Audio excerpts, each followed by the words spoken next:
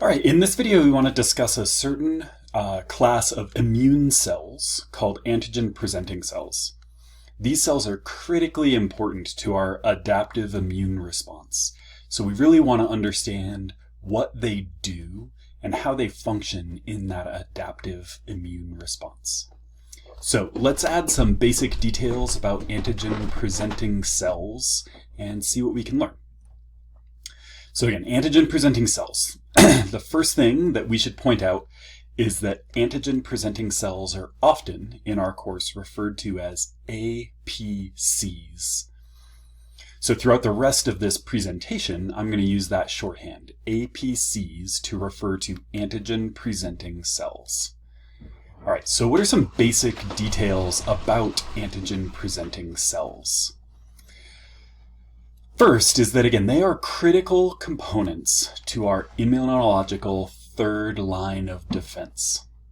This is our adaptive immune response. Without the activity of APCs, our third line of defense, that adaptive immune response, would not work. So again, I think it's really important that we understand what these cells are doing to make adaptive immunity work. So let's start with some basic facts. So antigen-presenting cells, APCs, are cells. It's in their name. More specifically, they're a type of white blood cell. White blood cells are all the immune cells, so that makes sense. APCs are functioning in immunity, so they are a type of white blood cell. But we can be more specific. So APCs are another type of white blood cell.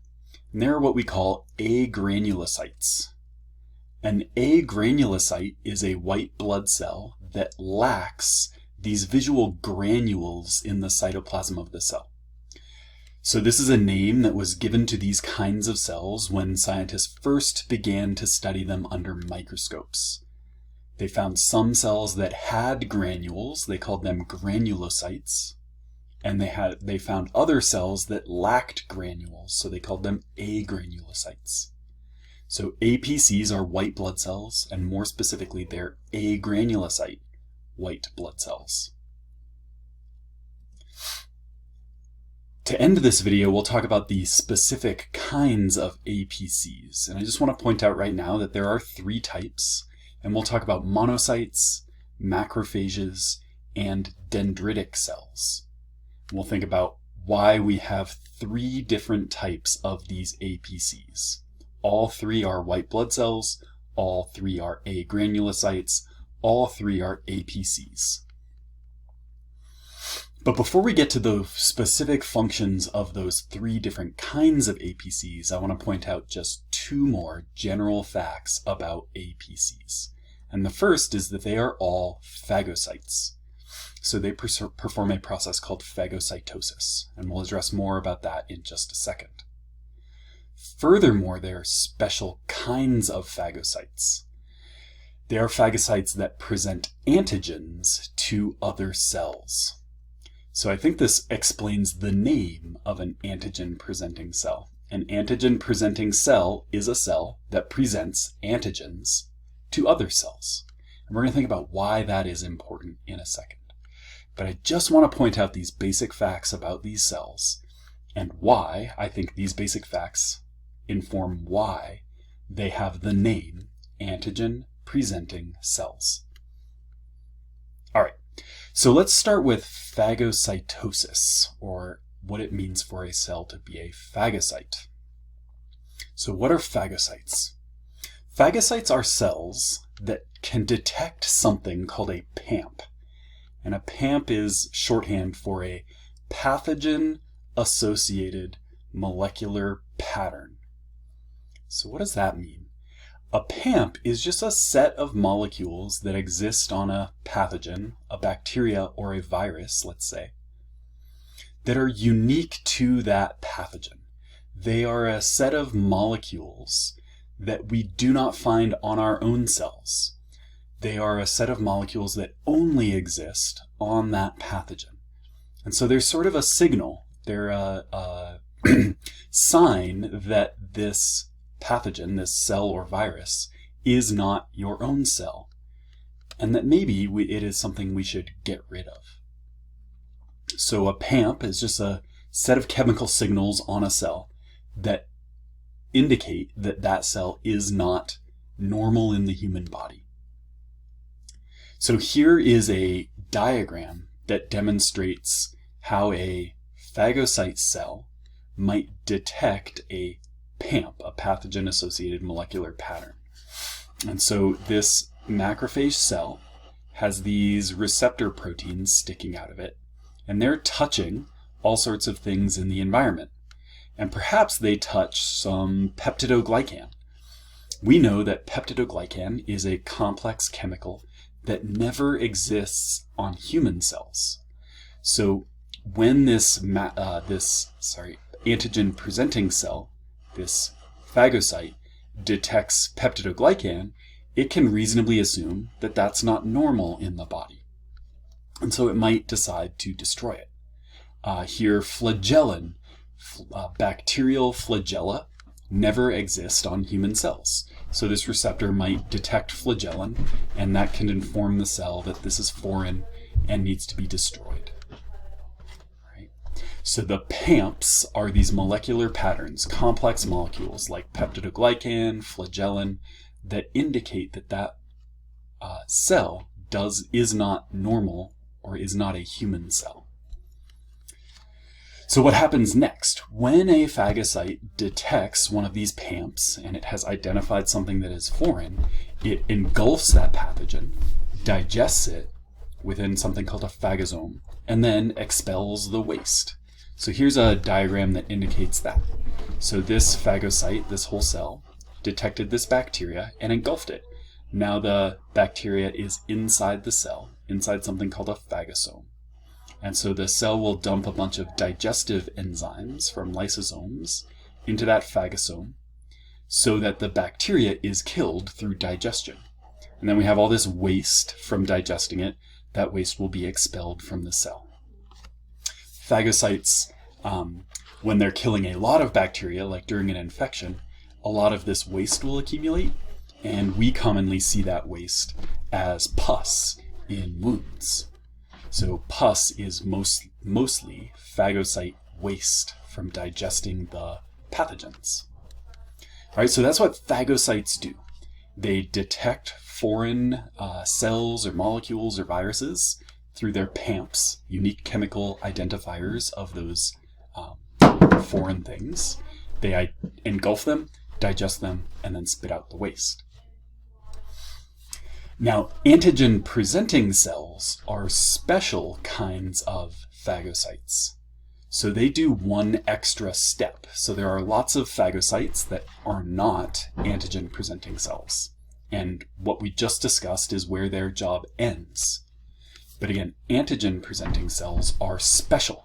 They have this antigen-presenting activity. So what is this antigen-presenting activity? How does it work? So the first thing is that APCs, when they perform this antigen-presenting activity, do not destroy the pathogen's antigen. So what is an antigen? An antigen is another one of those unique chemical markers of a pathogenic cell. It's one of those components of a PAMP, a chemical that is unique to the cell and can be used as an identifier of that potential pathogen, cell or virus. So we'll look at a picture in just a second to see what an antigen might look like. So again, first, as the APCs are digesting the pathogen, they do not fully digest the antigen. So they save a piece, the antigen. Next, the APCs present that antigen to other immune cells. And the purpose of this is so that those other immune cells can learn to identify that antigen. Again, the antigen is a chemical that says this is a certain pathogen, and it's something that we want to destroy or remove from the body. So again, the function of these cells is in their name. Antigen-presenting cells are cells that take an antigen and present it to other immune cells so those other immune cells can learn to identify that antigen and then in the future destroy that pathogen.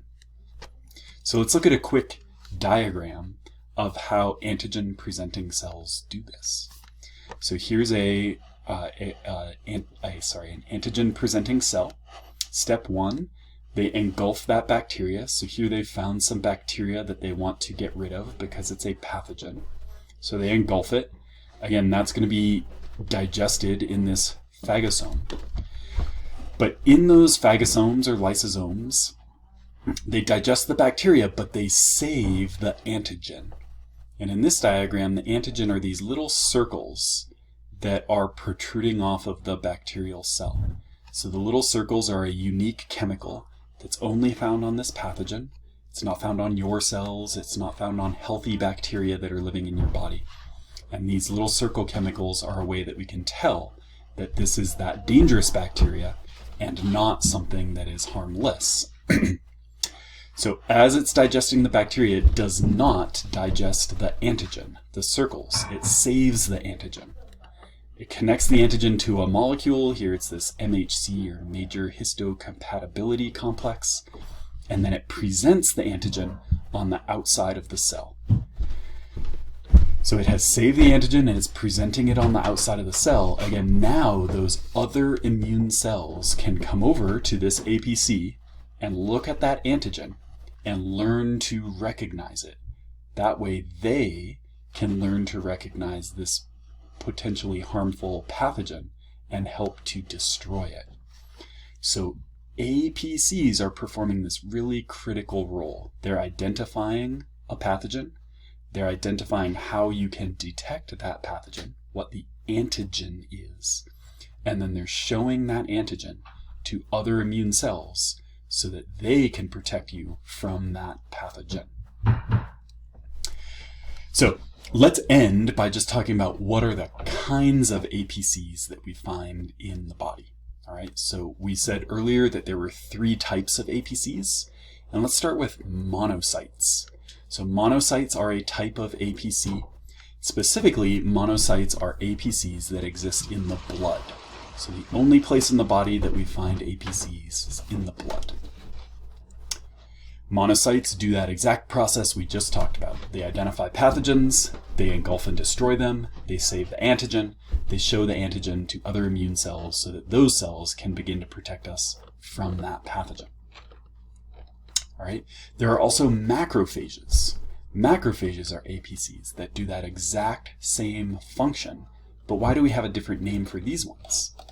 Well, macrophages are sort of offspring of monocytes. Macrophages develop from monocytes when the monocyte leaves the blood and enters a tissue. So we don't find macrophages in the blood, we only find monocytes in the blood. We do find macrophages in tissues. And depending on the tissue we find a macrophage in, it might have a specific name. For example, we find macrophages in liver tissue, and they're called Kupffer cells. We find macrophages in the central nervous system, and they are called microglia. We find macrophages in placenta, and they are called Hufbauer cells. We find macrophages in the kidney, and they're called intraglomerular mesangial cells. We find macrophages in bone. They are called osteoclasts. One last example, we find macrophages in lungs. There they have the name alveolar macrophages. And I don't want you to memorize names of different macrophages. I want you to recognize that macrophages are different than monocytes because they exist in these tissues, whereas monocytes exist in the blood. So the very last kind of antigen-presenting cell is the dendritic cell. Dendritic cells are very similar to macrophages in that they develop from monocytes when they leave the blood and enter tissues. But dendritic cells exist in special tissues, the ones that contact the external environment. So a great example of a dendritic cell is a Langerhans cell in the skin. So those are the different types of APCs. Again, they all perform the exact same function that we talked about in this video. So if you have questions about that, I hope you'll let me know, and I look forward to talking to you all again very soon.